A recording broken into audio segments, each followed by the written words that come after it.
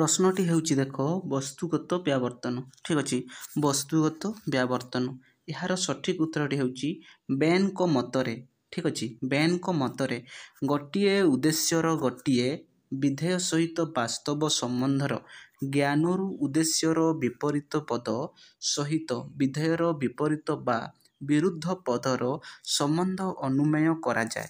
एही अनुमान पद्धति को से वस्तुगत व्यावर्तन आख्या देइछंती ठीक अच्छे।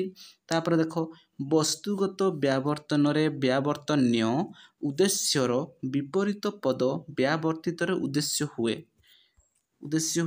व्यावर्तनीयर विधेयर विपरीत अथवा विरुद्ध पद व्यावर्तित विधेय हुए एवं व्यावर्तन्य ओ व्यावर्तित मध्य गुण समान रहे।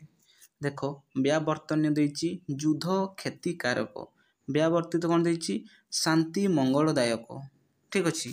तापर देइछि देख व्यावर्तनीय दिवस उत्तप्त अटे व्यावर्तित देइछि